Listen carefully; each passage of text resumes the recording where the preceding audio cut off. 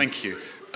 Good morning and welcome everyone here in the room and watching us live streamed from around the world to day 2 of the World Economic Forum's Sustainable Development Impact Summit here in New York City.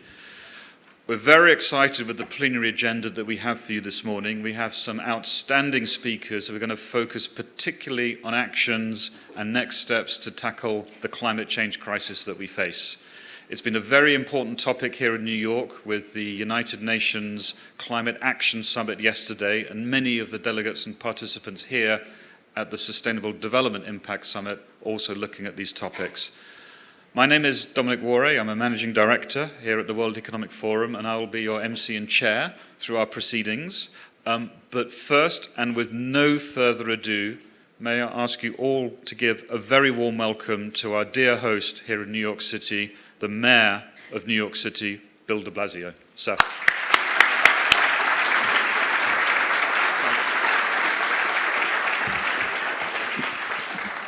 Well, I want to give a warm welcome to you. Welcome to New York City, everybody. Thank you, Dominic, and of course, thank you, Klaus, and everyone at the World Economic Forum for all you do. And thank you for gathering us again on this occasion for such an important discussion. So I know you're here to think about the issues of the entire world, and we need you to. But I hope you get a chance to spend some time in New York City, around New York City, and with real New Yorkers. I hope you enjoy the life of this city. Now, let me tell you, I represent 8.6 million people. And I like to say I represent 8.6 million highly opinionated people. I have literally never met a New Yorker who said to me, I could go either way on that. I don't have a strong view. I have never, ever had that experience. So if you engage New Yorkers, you will get an earful, and you will get the truth. And I think we like it that way. And this is a very good place for people to come together, not just because of the presence of the United Nations, but because we in New York literally, we have all the peoples of the earth represented here, living here. Every nationality, every ethnicity, every faith.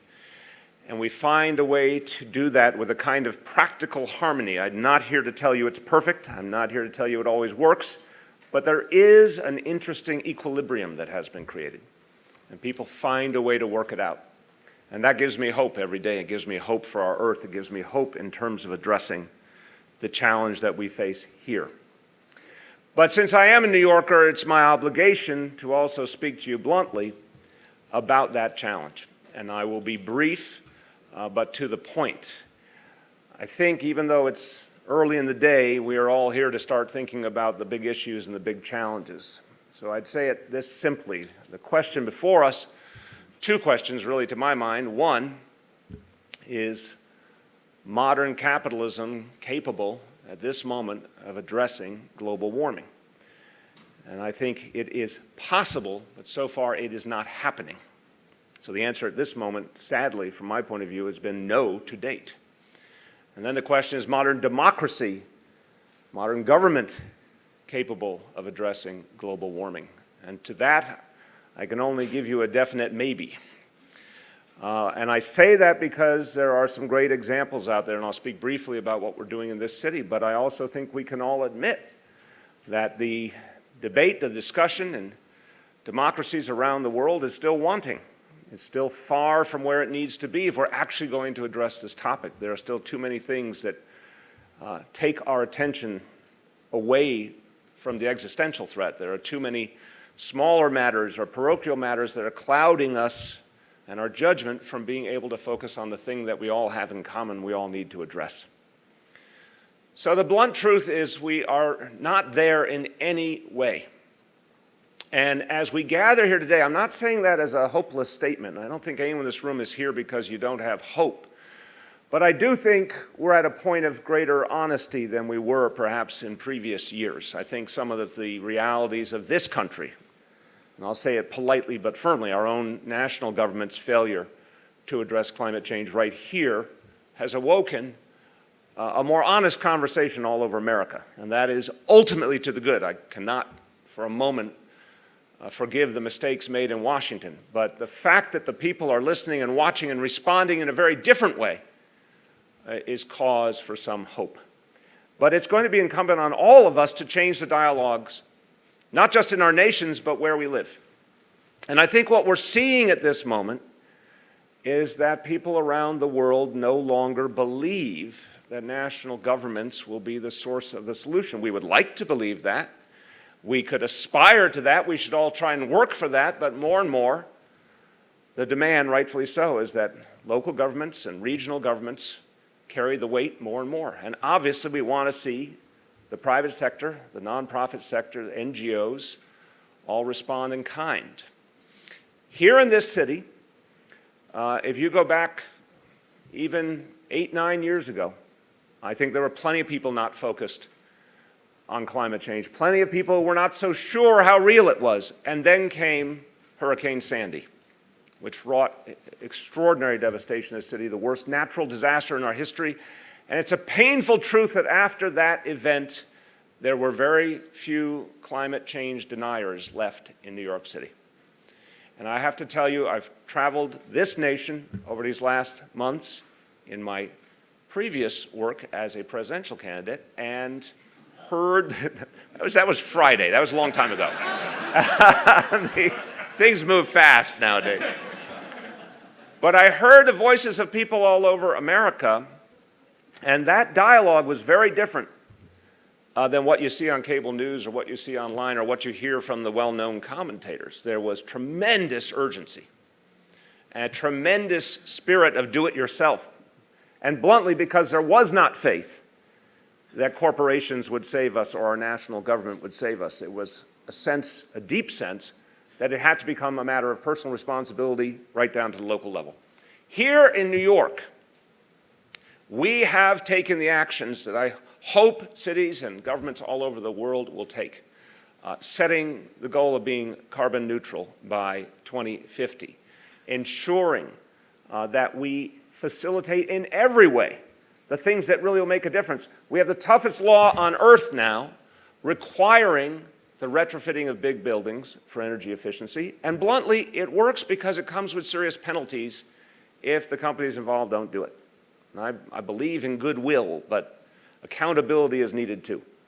We're retrofitting all of our public buildings to make them energy efficient. We're making our vehicle fleet electric. We're getting all of our electricity for the use of our city government from renewable sources over the next few years. We're putting up electric charging stations all over the city for private vehicle users.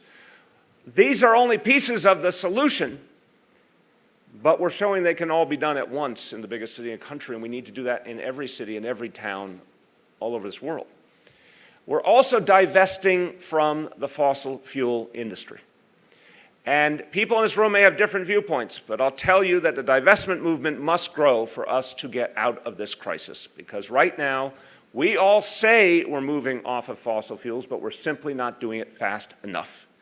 And the divestment movement is part of how we force the equation.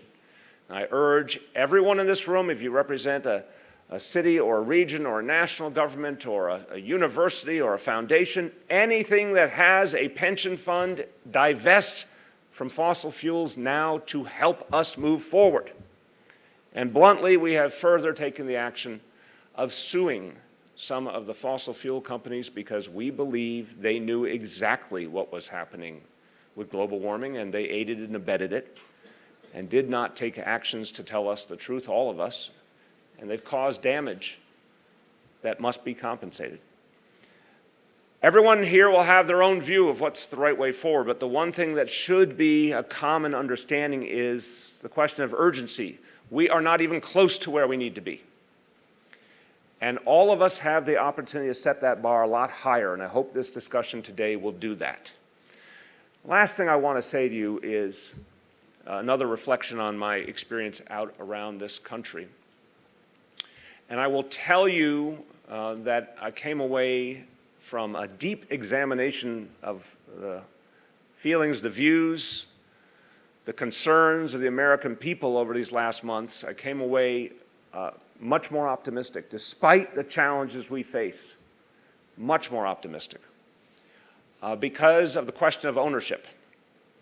I think it's fair to say in this country, and I think we've seen it in much of the industrialized world, that the role of people as owners of their society, the personal responsibility they were taking for the changes needed, it was drifting. Certainly here in the United States of America, drifted precipitously. Many people came to the conclusion that their voices didn't matter, their votes didn't matter, their involvement didn't matter. There's a danger in that, to say the least. There's even greater danger for younger people. And I've heard the voices of teenagers, of college students, high school students, who talk about the dangers ahead when it comes to climate change, and they talk about it with a fear there may not be much of a world left for them. And some of them talk about how it's easy to not want to participate or not want to be involved if you don't think there's a possibility of anything good up ahead. But what's inspiring is how many more I met, starting with the youngest people I could possibly imagine would care and would be involved, like some of the climate marchers on Friday. There were so many 10-year-olds and 11-year-olds and 12-year-olds who gave me very eloquent explanations of why they were marching. And that gave me a lot of hope. But this point about ownership, to conclude, I saw all over this country people believing it was actually their responsibility. In a funny way, their decreasing faith in their national government and their institutions was starting to turn into increasing faith in their own ability to make change. Somewhere in there is something very positive that could lead to longer-term structural change for all of our societies. People actually believe that they are the stakeholders in the truest sense, and it's their obligation to make change. I ask of everyone today, please do all you can to foster that belief, to support it, to listen to it, to show people who are starting to take ownership for their future that you commend them, you honor them, you bring them in, you support them, you facilitate them, because that's the only hope. Our institutions have let us down. Our governments have let us down. Our corporations have let us down. If we continue at this exact pace, we will fail. I don't think the people have let us down. I actually think the people are ready to show us something greater than we've ever seen before, but we have to listen. We have to embrace it. If we do, we can build, I think, that brighter future we all aspire to. Thank you so much.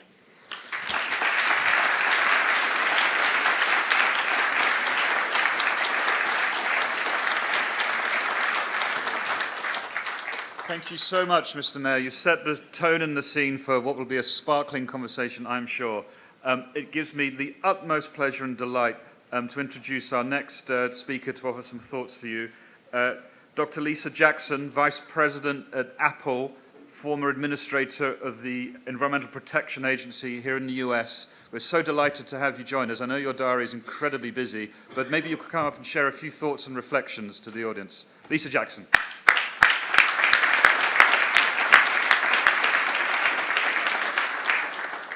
Thank you, Dominic. I'm not sure I'm busier than the mayor of the city on a day like today, but it is really a pleasure to be with you. And thank you for this wonderful gathering in the WEF tradition. A special greeting to UN Special Envoy Luis Alfonso de Alba Gongora. And it's a pleasure to see you still standing after day one. And to all the business leaders present here today, I am always wary of jumping on the moment bandwagon. The idea that these are branded moments for us makes me a little cynical and skeptical, but today, I'm sorry, I'm in. I'm throwing the cynicism aside and saying this really does feel like a moment. Because as daunting as we all know the global climate challenge is, I can't help but feel that our capacity to address it, and we just heard some pretty inspiring ideas for the things we must all do and not talk about from the mayor, but our capacity is greater than it's ever been right now. Gathered here in this room, gathered across this city, we have business leaders, global and local organizations, a powerful chorus of individual voices, all determined to see action taken and to take action themselves. And they are rightfully demanding that government leaders step up to the moment we are in. Now, I did spend 25 years in public service, and it was a long time. One of the things I heard the most often is that we cannot stop the worst effects of climate change just from actions, voluntary actions from business. We need government leadership, and I want to align myself with that position because nothing we do or say here absolves government of the responsibility and the urgency of this moment. But the other thing I heard time and time again as a regulator was that businesses are looking for cost-effective solutions, that those solutions, if they meet and exceed regulatory requirements, actually provide business opportunity. Now, I see new evidence of this every day, that when businesses do what we do best, which is tackling challenges, like our planet's environmental challenges, in a time-effective and cost-effective manner, there is a huge opportunity for tremendous impact. And we can take responsibility and see and put into place mechanisms that will ensure that those opportunities are realized. Now, we did set out to do that at Apple about a decade ago, tapping into resources, innovation, ingenuity to transform our operations and set a new direction for our entire industry. Our ambition is no less than that. We've tried to be intentionally transparent about our process. This isn't a company not necessarily known for being eager to talk about what it's doing behind the scenes. But we believe that our place in the world means that we have a responsibility to do the right thing and take it seriously. Our commitment led us to a significant milestone last year. We operate Apple on 100% renewable energy around the globe. And for businesses like ours, that can't be the end of it any longer. Our resources, our scale, our relationship with consumers, our seat at the table with other stakeholders, all of these give us a chance to go further now. We need to use the levers that we have within our reach. So in addition to running all of our own operations on renewable energy, we're challenging each and every one of our suppliers to do the exact same thing. And beyond that, to actually add renewables to the grid, not to use the existing renewables out there, but to actually say, because I'm here, there will be new renewables on the grid. And they are stepping up. So far, more than 40 of our manufacturing partners have committed to power all of their Apple production with 100% clean energy. And once they figure out they can do it for their Apple production, they actually do it for their entire production. In 1 year, we got to 44. We doubled from 22 the year before. We're on track so far to exceed our goal of bringing 4 gigawatts of clean energy onto the grid. We're tracking for a combined 6 gigawatts of new clean energy around the world where both we and our suppliers work. To support their efforts and our own, we launched a $300 million clean energy fund in China. We did that with 10 of our suppliers last year. It's a first of its kind program to help more businesses tap into renewable energy. And today we are announcing that 1 year later, the program's first projects have already added a combined 134 megawatts of clean energy to China's national grid. Now, as we engage with our suppliers, they are seeing what's possible, and many of them want to go further. They see the benefits of clean energy, not only for the environment, but also for their customers and for their bottom line. Now, I don't mean to paint a rosy picture. We all know this is hard and complicated work. Depending on where you operate, clean energy sources can be hard to find. There are still too many barriers to access in far too many places. We could throw our hands up, but we shouldn't. We can't. This is a challenge that we now find ourselves working together with others to solve. We have to show up to voice our support for climate change action and for renewable energy policies around the world that help ease the transition we are hoping to be a part of. This week, I'll be meeting with policymakers, and my team will be meeting with like-minded businesses and policymakers as well, because we know that the collective voice of businesses can make an even broader impact. Together, we can show that it is possible for businesses to free ourselves from fossil fuels and run entirely on clean energy.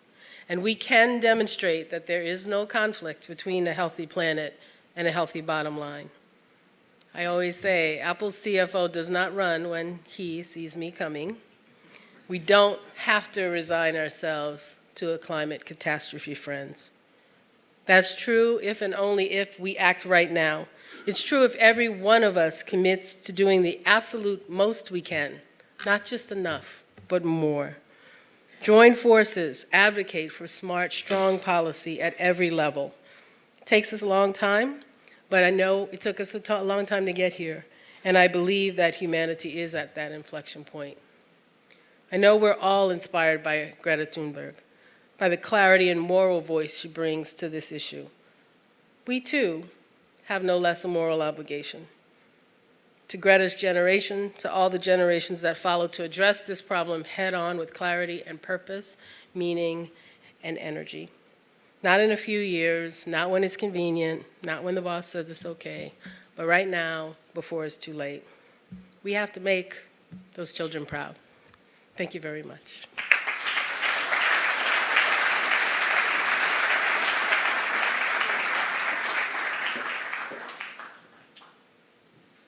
Fantastic. What a marvelous kind of scene-setting introduction. We now have our panel discussion, so I'd invite our panelists to come up to the stage. I'll introduce you as you come, so that we can get right onto the discussions. Mahendra Singhi, who's the Chief Executive Officer of Dalmia Cement, please come up. Mr. Singhi was at the United Nations Climate Summit yesterday, championing high ambition action from heavy industry sectors like cement. Catherine Garrett-Cox, who's the CEO of Gulf International Bank in the UK, young global leader of the forum, and also the chairperson of the Clean Air Fund. Welcome. Rhianne Marie Thomas, who's the Chief Executive Officer of the Green Finance Institute in the UK. Dr. Thomas has been working on green finance issues for a long time and was Global Head of Green Banking at Barclays Bank. Robin Sitao, who is the co-chair. There we are, look at this, there's a fan club. Co-chair of the Global Shapers Climate and Environment Steering Committee, thank you. And last but by no means least is the architect of yesterday's United Nations Climate Action Summit, Ambassador Luis Alfonso de Alba.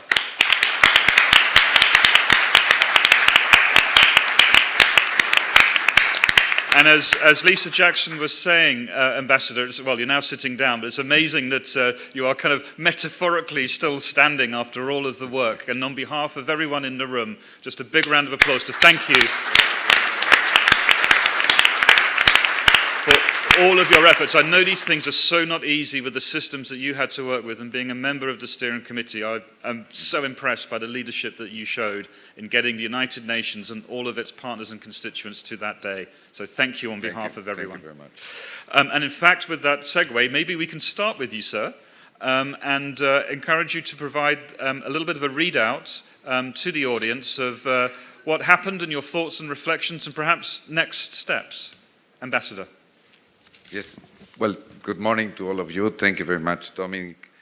Let me start with some reflections, if you allow me, because building on what Major de Blasio was saying, I can share also my own personal experience. And I will start by saying that what I have seen in the last 10 years is a radical change. And I hope that the summit that we organized yesterday and the events that took place also over the weekend will be the beginning of a new stage in the fight against climate change. And I see some fundamental differences.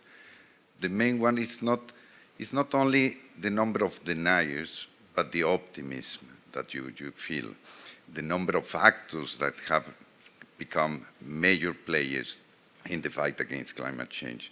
What we saw yesterday was leadership, but leadership coming not only from governments, leadership coming from the business sector, from civil society, from unions, groups, organized groups of the civil society. And that, I think, on itself is a fundamental change. There is not only optimism that things can be done, but there is also a sense of individual responsibility, which is growing. I don't want to diminish the responsibility of the governments in setting the policies, but I think this is going to be very important. If we all understand that we can all contribute to the solutions, that's very good. There is a fundamental difference between member states at the United Nations because the divide between developed and developing countries is blurring. Everybody is taking responsibilities on their own, and the majority of member states are not looking any longer into what their neighbors or others are doing. They are assuming commitments. And nobody is looking for excuses, at least not as it used to be, and that's also very important. So this optimism, this capacity to participate in the solutions needed to be showcased at the United Nations itself. Having on a stage all those actors at the same time in a single room, not in a divided setting as it was in the past, I think it was a great achievement. The second point that I would like to make is that the Secretary General, Antonio Guterres, has been able to set up the bar very high, much higher than the one that member states and other stakeholders had before this process started. We are all talking now about the 1.5 degree as the target. It's no longer 2 degrees. We are very much aware of the difference between 1.5 and 2, thanks to the special report of the IPCC, and the Secretary General has been able to set up that as the goal. Some countries may still have some difficulties, but the majority, at least publicly, they have all embraced that goal. And that implies that we need to have a much higher level of ambition than the one we previously envisaged. We need certainly to take into account that the goal of carbon neutrality is not going to be reached soon after the first half of the century. It needs to be reached before the end of the 2050. And that's also quite important. He has set up the bar very high also because he has been very bold on actions that need to be done in the short term to achieve that goal. And he has started with coal and its insistence on the reduction of subsidies for fossil fuels, the end of the building of new coal plants, the end of the use of the taxation of the private citizens instead of taxing the polluters is resonating. The direct calls that he has been making to member states, and I will highlight that he has been addressing not only the major economies, which is obviously one of our priorities, but he has also tackled those countries that may become major emitters in the near future if they do not change their trajectory. So it's a huge effort to raise the bar, and I think that even though it's quite evident that it's not going to happen from one day to another, it is moving forward, and that level of ambition is quite evident. Let me also highlight that the importance that the Secretary General is given to action. No more speeches, no more talk, action. Concrete things that can be immediately delivered. And that brings me to the second part of your question, Dominic. What's next? For the Secretary General, the weekend, both the Saturday, Sunday, and Monday events are only the beginning of a new process. It's not the end. And he has given clear instructions yesterday to all the UN system and its partners, including the World Economic Forum, on which you play a major role as part of the steering committee and supporting the industry track. He has given us a specific mandate to translate into immediate action all the presentations, all the initiatives that were presented yesterday.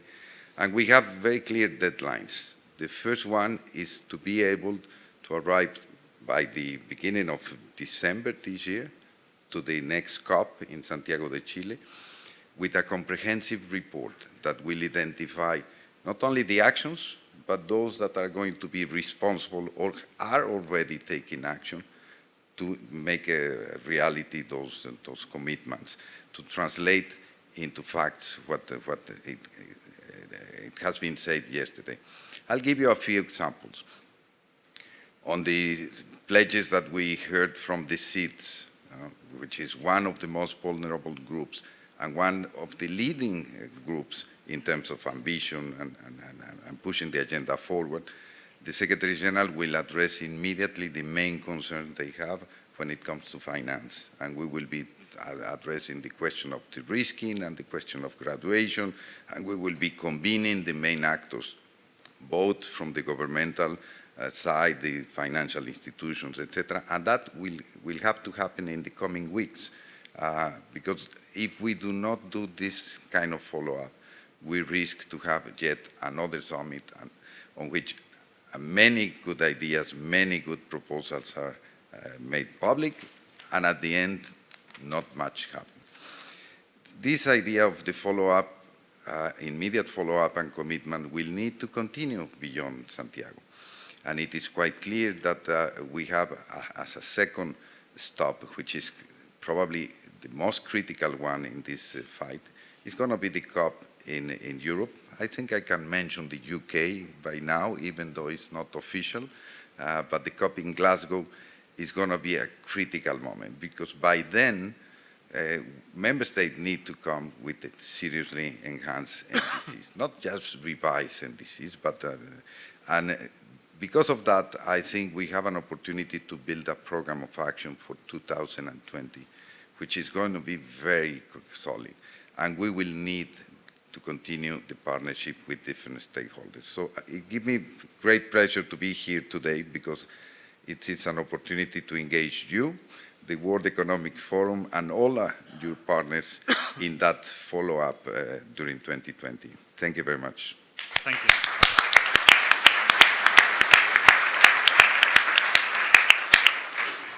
Ambassador, I remember this time last year, it was hot off the press that you'd been appointed the special envoy by the Secretary General for the summit. You've had a year's journey, you've come through and out the other side. On a personal reflection, what are you sort of most proud of from that journey? What gives you the most pride looking back on yesterday and the journey that you had to go through? Because it was an immense challenge. Well, it was a big challenge, and for those of you which are familiar with the UN, it's not easy to change the practices. And I feel very proud, because we got to a level of understanding and support from the member states first, which was the most difficult part, in the sense that things need to be done differently, that the time of negotiations have ended, and we need to move into the implementation of all the commitments. And they were willing to engage with different stakeholders to do that on the same stage. It was not an easy task, but I think it was a different summit from the previous one, in that sense that it was much more inclusive, and we gave a saying to a number of constituencies. But let me also recognize that most of the success of yesterday is due to a number of factors which help us in building, through the coalitions, a number of proposals, initiatives. And I also need to pay tribute to the youth movement. Without the strength of the youth movement, it would have not been possible. That's why we opened a space also for the youth on Saturday, and we organized the first ever youth summit at the United Nations. Thank you, Ambassador. It is true, I think from the process that you led, things will never be the same again in terms of these COPs and diplomatic processes. The fact that you had youth and industry in the UN at the same time was a kind of extraordinary moment for that building. I'm sure some people were quite confused as to what was going on, but that positive disruption that you brought to the system, we're all extremely impressed and grateful, because as we heard from our opening speakers, this is what we need to do in terms of the system's change. Thank you. And to that end, let me turn to Mr. Singhi, who is the CEO of Dalmia Cement in India. Now, you might think, well, that's a bit strange. Why do we have a cement company from India on the panel? But you'll soon quickly realize that in terms of these champions of change, where actually what seems impossible can be done, will be done, and will be spread to other sectors of the economy, we do really have some fascinating stories. So perhaps, Mr. Singh, you can very, very briefly tell us not only about the sector and what's possible, but some reflections from an Indian industrial perspective on this challenge, because we might not have expected to have an Indian cement giant on the stage. Thank you. Happy green morning, leaders of all walks of society, brothers and sisters of global family.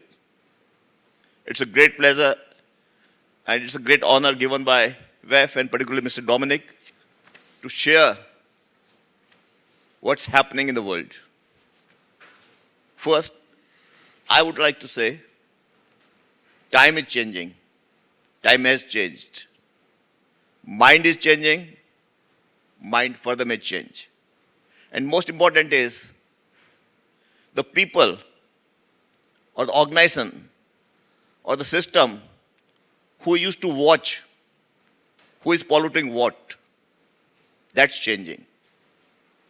Yesterday, it was a pleasant surprise when the young youth leader was asked, what's the message for you to these leaders? And she replied immediately, I am watching. I am watching. You know, earlier it used to be government, it used to be NGOs. But now the good news is that the millennials, the young people who would be watching the government, the civil society, the industry. Now we all have to introspect in what way I am contributing to the pollution, whether it's the government, whether it's the industry, or the individual by his own lifestyle. And then one has to know that this is how I would be changing. Like what Mr. Dominic has said, that how cement sector, and particularly Indian cement company, at such a high stage, big stage, where one can talk to New Yorker also, and the leaders also. Friends, it's just because of the change of mindset that we, not only my organization, Dalmia Cement, but at the same time, many forward-looking organizations of Indian cement sector as well as from global sector are trying to introspect and change with the change so that they all can contribute to the overall purpose of keeping first the temperature rise up to 2 and also to be net carbon zero by 2050. A lot of actions have been taken, but still global cement sector is understood as hard to abate polluter. But the moment you would like to appreciate the impacts or the efforts which cement sector is making, I'm sure in time to come, this sector would be known as possible to abate. Now, to bring to you what is possible, let me say the first step was to monitor our own carbon footprints. Earlier, it was never the term which was used few years back. But now we know that what are my carbon footprints and where I have to lead. I would say the global average may be 900 kg carbon emissions per ton of cement. But then companies are trying how they can bring it to 700, 600, 500, 400. And there are various possibilities which are there, which have been employed as a technique so that one can look at and one can give confidence to the people and the public that though cement is gray from outside, concrete is gray from outside, but from inside, it's green. It would be green. And that's why we are talking of the economy also and the cement also, gray to green. So ladies and gentlemen, if I talk of my organization or few of such companies of India, I would like to say that in terms of low carbon economy transition, we are one of the best. I'm not trying to offend anyone, but I'm trying to say, and I'm not saying this. This is being said by an organization, CDP, who has huge environmental data, and they do sector-specific study. And they have ranked Dalmia Cement as #1 in low carbon economy transition, and at the same time, 4 other cement companies of India in the same category. And the reason being is, it's India's culture to live in harmony with nature. It's Indian cement sector's culture to share what's being done by each and every one. And I'm like to say here that we are quite different from the philosophy of Apple, which says, like the madam has said, that we don't share much what's happening behind the scene, but we are the people, we are the organization. We do share what's behind the scene and behind the mind.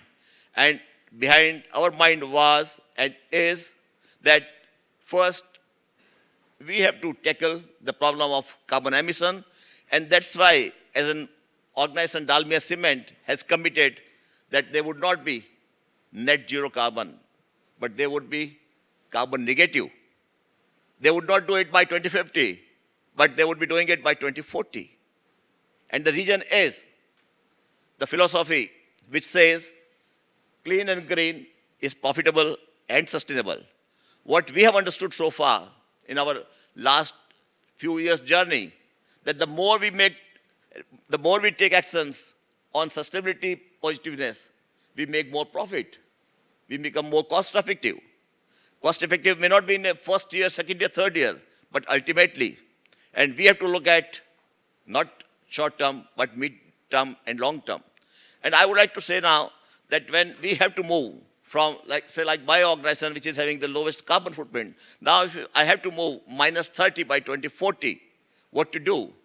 And there are few things which are happening for which we have already taken action. We would be using, and many others also, like he has said, I had to talk about the Indian cement sector, that we would be using 100% renewable power by 2030.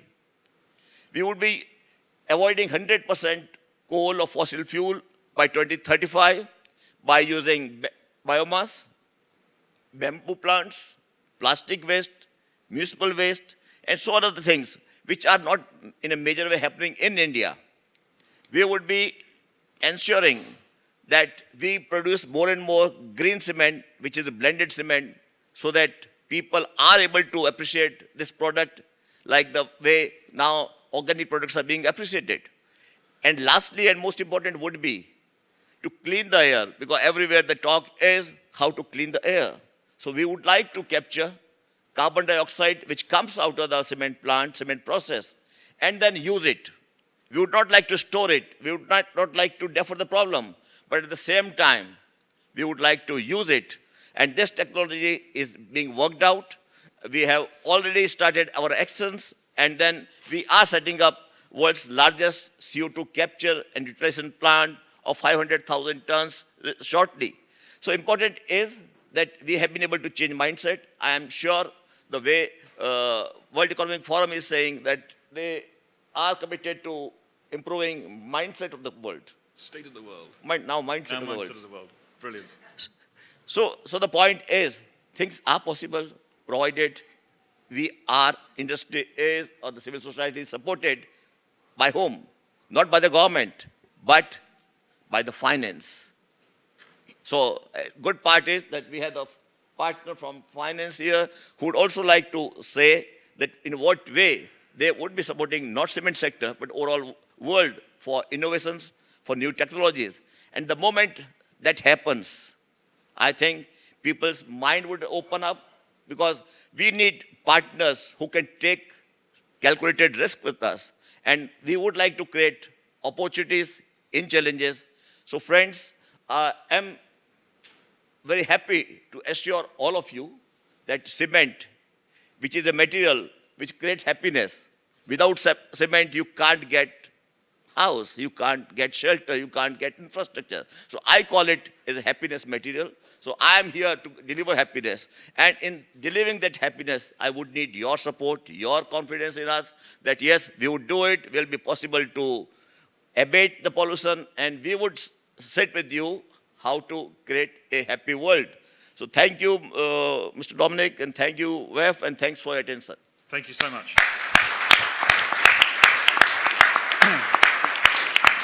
it is interesting because there's some pretty aggressive targets which are being delivered upon by not only your company but others in the sector, which involve kind of Indian-based technologies, leapfrogging technologies, innovative finance for those not only net zero but a positive contribution through carbon capture and use of that into other materials. There's a lot going on in India. What was fascinating about this journey was that so-called developed countries were learning a lot about these technologies. So we had this very interesting interaction with Sweden and India, and suddenly the idea of technology transfer was going the other way.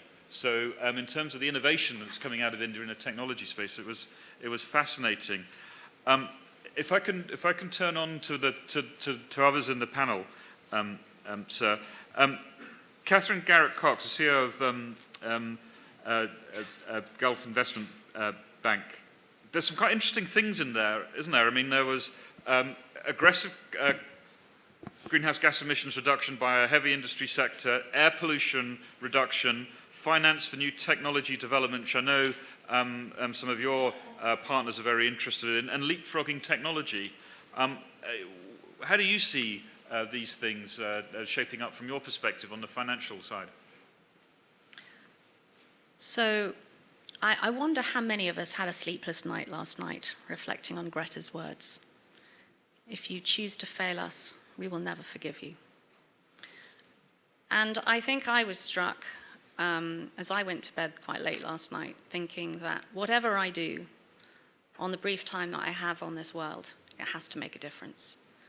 And speaking not just as someone that's worked tirelessly in finance for over 30 years, and specifically in sustainable finance for more than 15, but somebody who is now leading a wonderful group of people at Gulf International Bank who are mobilizing an asset management strategy with a very clear focus of scaling sustainable development with a focus in the Middle East. These are extraordinary times. And I think that finance has such a critical role to play in this regard. And I really think that the challenge and the gauntlet that I throw down to each and every one of us is actually, as the ambassador said, we have an individual responsibility. It's very easy to hide behind a corporate business card, behind a flashy office. And I think that each and every one of us needs to think about the sector that we're in. I mean, we've heard some great examples of what's happening in India and with your cement company. I absolutely salute what you're doing, particularly now as chair of the Clean Air Fund, we have a big project in India. And the shocking statistic just in air quality is that 90% of us live in countries where the state of the air quality is damaging our health. That's more than 6.8 billion people. 4.2 million people are dying every year because of poor air quality. And the worst people who are affected by this will be children, the sick, people in developing countries. So we have real challenges here. And the mayor spoke to us so eloquently this morning and said we're not doing enough and we're not doing it fast enough. So I would say, speaking from a finance sector, we know the client science is there. We can't afford to ignore it anymore. I had a bit of a shocking experience when I reached immigration last night at JFK, and I gave a broad smile to the chap who was about to stamp my passport, and he said, "What are you here for? How long are you staying?" And I said, "Well, I'm here until Thursday, and I'm involved in some climate discussions." And he went, "Not another one." I said, "What do you mean?" And he said, "You know, we don't believe it. It's all fiction. None of us believe it." And he pointed to all of his colleagues in all of the other booths. And so I said, "Well, if none of you believe it, the hall will be very empty tomorrow. So thank you for turning up." But I think the real challenge for finance in terms of not only mobilizing capital, but we have to be advocates for this. We have to include the number of people in this conversation. It's not enough. It's just not enough. Hopefully the fact that we're all sitting here wanting to talk about it, wanting to have the state of urgency that we're hearing from Greta, from the mayor, from everybody, means that we want to do something about it. But I think the challenge to each and every one of us is slightly, as Lisa said at the start, do something that will make your children proud. I have 4 children, 4 wonderful children. When I spoke to 2 of them this morning, I said, "What should I say?" And they said, this matters. So this matters for our children, for our grandchildren. Whether you have a role in finance, whether you have a role in bringing new technologies, whether you have a role in advocacy, in running an NGO, don't just sit on your hands. Walk out of this room and do something. Thank you.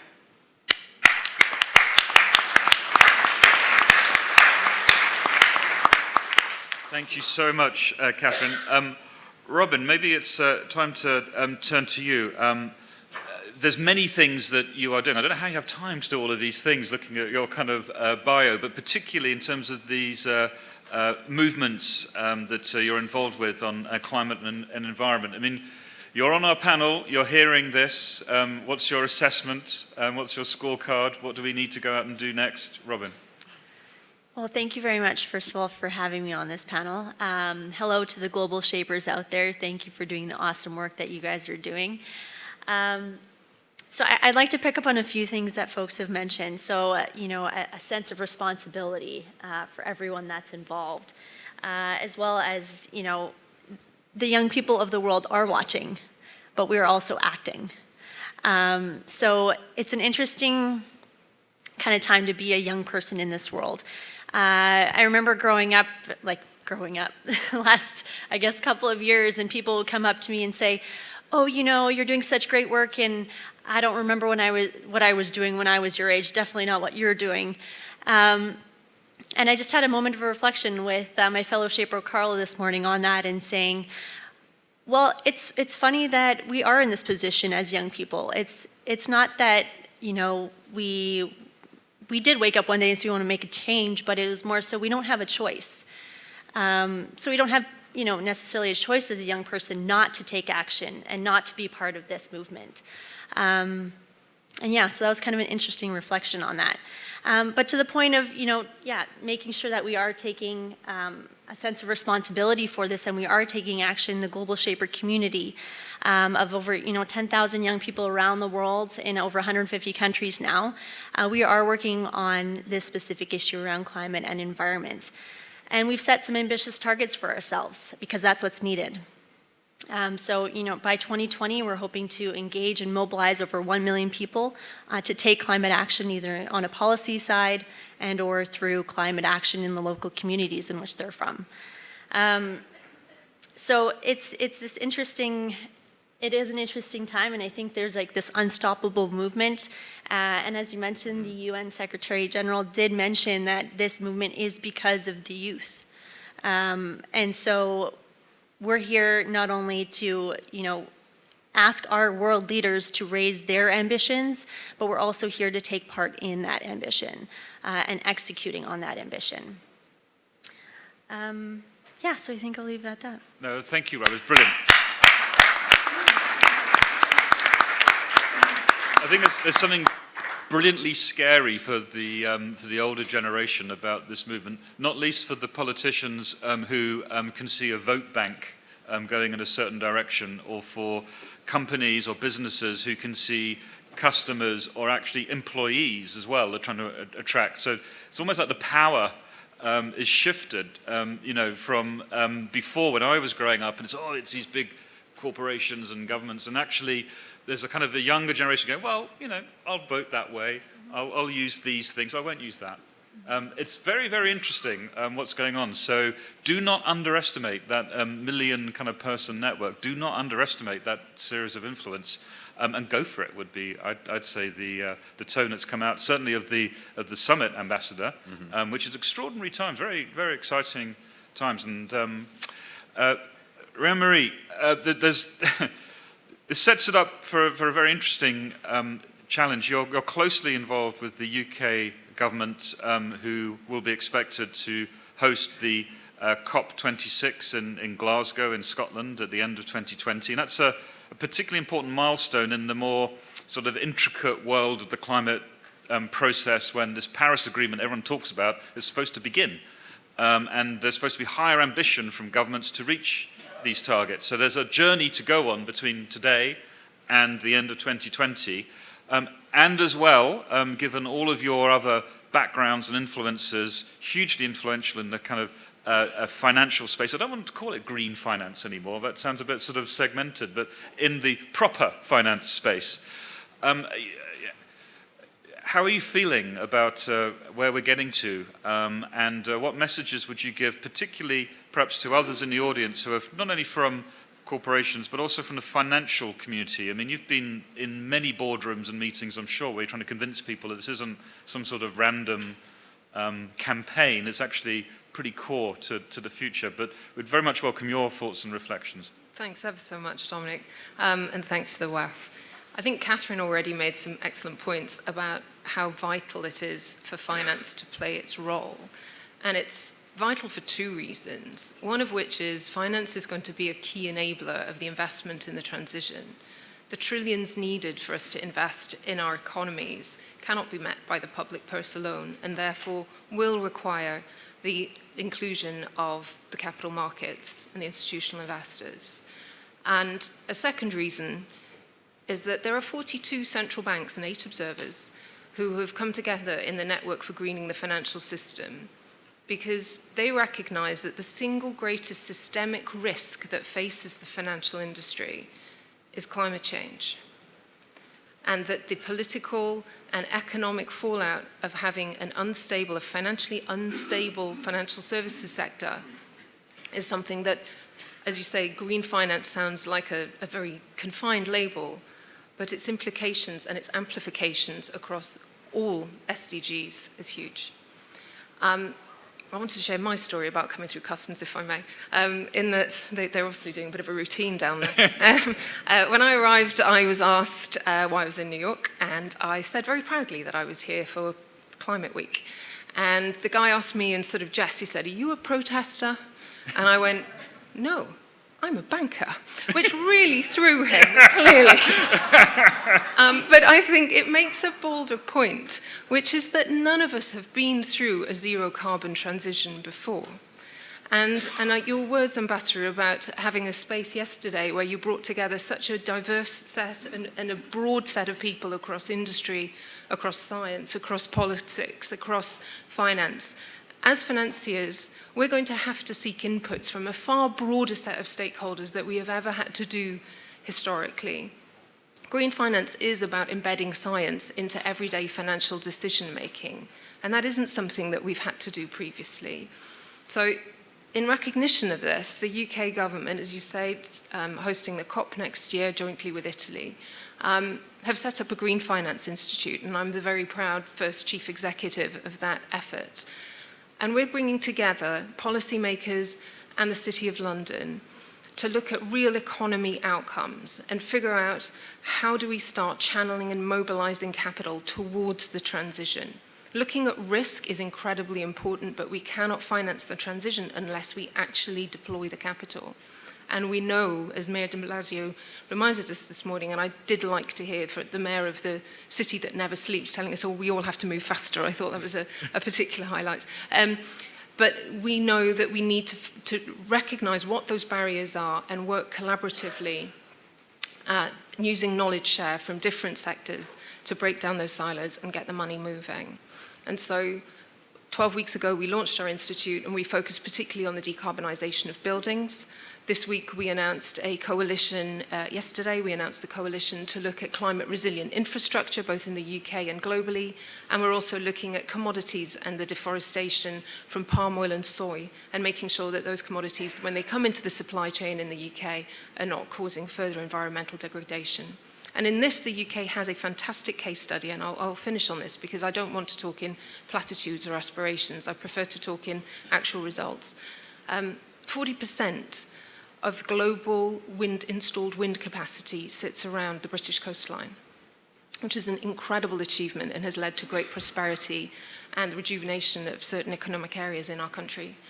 And that is a fantastic case study of targeted policies that were brought out specifically to look at bringing out contracts for difference, for example, bringing out auctions to create a marketplace for the offshore wind and the energy provided. Also aligning seabed leasing with land leasing, a particular point, and importantly, bringing finance into the equation by setting up the UK Green Investment Bank many years ago, which met the funding gap and crowded in private investment. Today, that industry is financed entirely by institutional investment or private investment, but it shows what can happen when there is collaboration between public and private sectors towards genuine, ambitious goals. Thanks, Thank Dominic. you so much.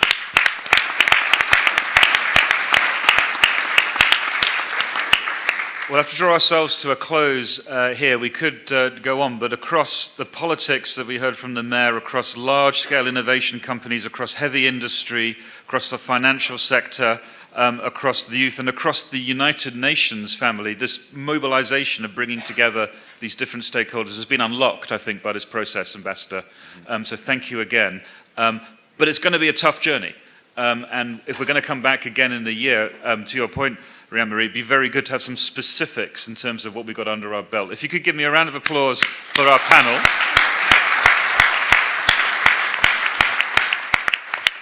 And thank you very much for being a very kind and generous audience, and enjoy the rest of your day at the Sustainable Development Impact Summit. Thank you.